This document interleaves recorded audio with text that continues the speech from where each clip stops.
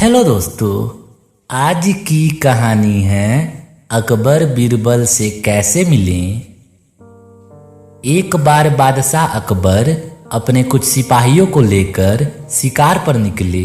शिकार करते करते वे सभी वन में बहुत आगे निकल आए और रास्ता भटक गए। अत्यधिक प्रयासों के बाद भी उन्हें आगरा राजमहल जाने का रास्ता नहीं मिल सका। धीरे धीरे शाम घिरने लगी। सबका भूख प्यास से बुरा हाल हो गया, लेकिन वे रुके नहीं और अनुमान के आधार पर आगे बढ़ते रहे। कुछ देर में वे सब एक तिराहे पर पहुंचे। उन्हें उम्मीद थी कि वहां से एक रास्ता अवश्य महल को जाएगा, लेकिन कौन सा ये पता करना आवश्यक था। आसपास कोई ऐसा व्यक्ति दिखाई नहीं पड़ रहा था जिससे रास्ता पूछा जा सके। सब चिंतित होकर इधर उधर देख रहे थे। तभी बादशाह की दृष्टि एक बालक पर पड़ी जो उनकी ओर ही आ रहा था। पास आने पर बादशाह अकबर ने बालक से पूछा, बालक जरा बताओ तो आगरा के लिए कौन सी सड़क जाती है। बादशाह का प्रश्न सुनकर बालक हंस पड़ा और बोला, महाशय सड़क कहीं नहीं जाती, जाना तो आपको ही पड़ेगा। उसकी इस निर्भीरता और वाक्पटुता से बादशाह अकबर बड़े प्रभावित हुए और प्रसन्नचलित होकर उससे बोले, बहुत वाक्पटु जान पड़ते हो बालक। नाम क्या है तुम्हारा।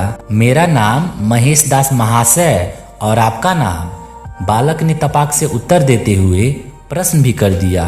मुस्कुराते हुए अकबर ने उत्तर दिया, तुम हिंदुस्तान के बादशाह अकबर से बात कर रहे हो। यह जानकर बालक ने सिर झुकाकर बादशाह अकबर का अभिनंदन किया। अकबर ने अपनी उंगली से हीरे की एक अंगूठी निकालकर बालक को दे दी और बोले, बालक हम तुम्हारी वाक्पटुता और निडरता देखकर बहुत खुश हैं।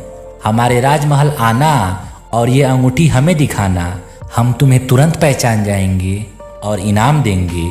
चलो अब बता दो कि आगरा जाने का रास्ता किस ओर है। बालक ने अंगूठी ले ली और आगरा जाने का रास्ता उन्हें बता दिया। समय व्यतीत हुआ और महेश दास युवा हो गया। एक दिन उसने बादशाह से मिलने उनके राजमहल जाने का विचार किया और उनकी दी हुई अंगूठी लेकर अपने घर से निकल पड़ा। राजमहल पहुंचकर वह हैरान रह गया। कीमती पत्थरों से निर्मित और बेहतरीन नक्काशी से सज्जित आलीशान राजमहल देखकर उसकी आंखें फटी की फटी रह गई। कुछ देर राजमहल को निहारने के बाद जब वह अंदर जाने को हुआ तो द्वार पर खड़े दरबान ने उसे रोक दिया। रुको, ऐसे कैसे अंदर चले जा रहे हो।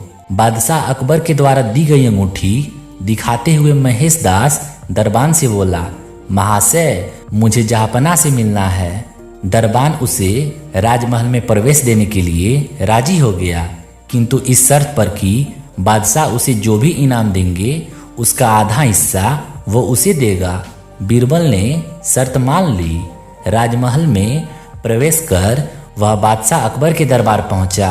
बादशाह सलामत को सलाम करने के बाद उसने उन्हें अंगूठी दिखाई, जिसे पहचान कर बादशाह बोले, अरे तुम तो वही बालक हो जिसने हमें रास्ता बताया था। जी हुजूर, बोलो इनाम में क्या चाहते हो।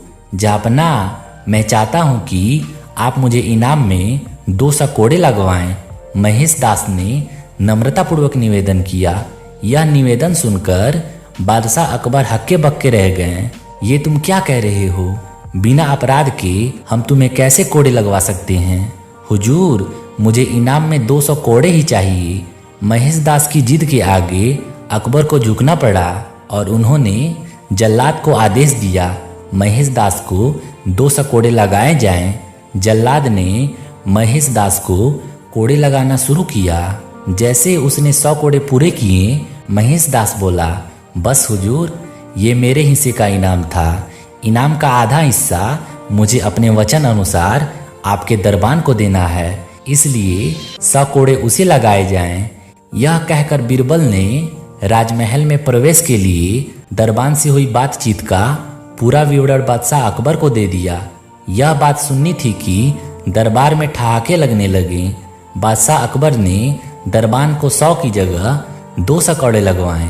महेश दास की बुद्धिमानी को देखते हुए उन्होंने कहा, महेश अपनी बुद्धि के कारण आज से तुम बीरबल कहलाओगे और अपने नवरत्नों में सम्मिलित करते हुए उसे अपना मुख्य सलाहकार नियुक्त कर दिया। इस तरह बीरबल अकबर के खासम खास बन गए। धन्यवाद दोस्तों।